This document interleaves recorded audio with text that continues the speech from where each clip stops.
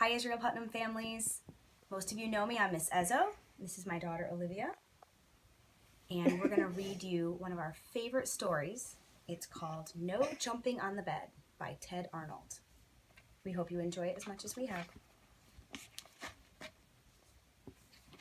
No Jumping on the Bed.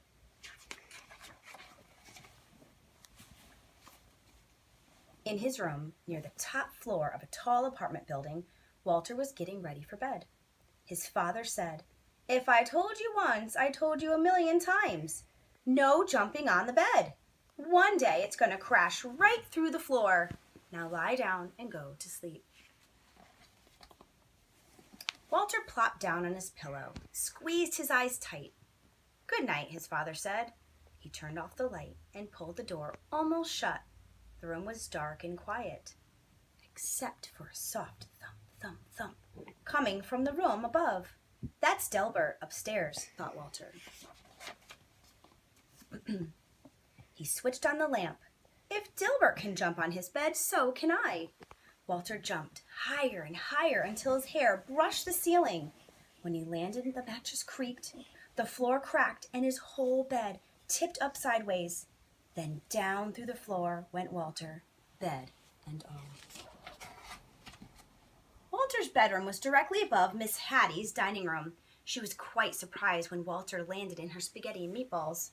"I was not expecting company for dinner," she mumbled with a mouth full of meatballs. Said Walter. "Spaghetti's my favorite." But he didn't have a chance to eat. His bed smashed through the table and kept right on crashing down through the floor.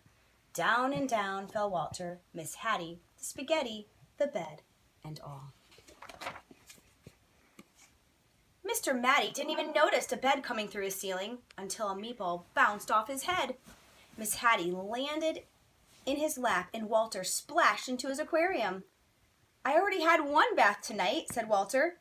He wanted to watch the monsters on TV, but his bed crunched through the floor and took the TV with it. Down and down fell Walter, Miss Hattie, Mr. Matty, the TV, the spaghetti, the bed, and all. Walter's Aunt Batty had just moved in. She was still unpacking when Miss Hattie, Mr. Matty, and a dripping wet Walter tumbled through the ceiling right into a box with her stamp collection. Walter burst through the bottom of the box and down through the floor. Aunt Batty soon followed.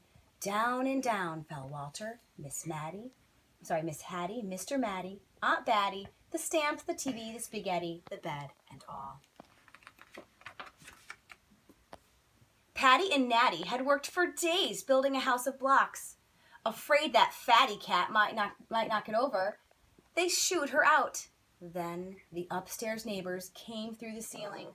"Excuse us," said Walter. "We won't be staying long." Then his bed crashed through the floor. Down and down fell Walter, Miss Hattie, Mr. Matty, Aunt Batty, Patty Natty, Fatty Cat, the blocks, the stamps, the TV, the spaghetti, the bed, and all. The last thing Mr. Hanratty expected to see was a bed coming through his studio ceiling, followed by nearly everyone in the building. "If I knew you wanted to see my paintings," he said, "I would have tidied up a bit."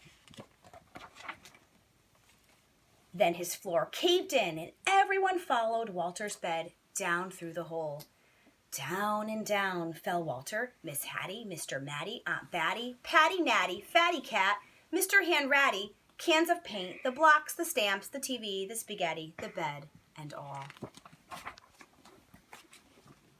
Maestro Ferlingatti and his string quartet were astonished by the colorful crowd that dropped in unannounced. "I love an audience," he said. But when paint splattered everywhere and the maestro wished this audience would leave, and they did, taking his string quartet with them. The maestro's floor was also the basement ceiling. It was dark as midnight down there. Walter squeezed his eyes closed and fell through the darkness until he landed on something soft. He opened his eyes. Everything was in its place, and outside the door his mother and father were talking quietly. Phew! No more jumping on the bed for me, said Walter, as soon as he lay back down to sleep. Suddenly, he heard a creak. The ceiling cracked, and down came Dilbert, bed and all. Down and down fell Dilbert. Hope you really enjoyed this story. Had lots of rhyming words in it, and thanks to my son Anthony who helped videotape this. Bye-bye. Have a good night. Bye.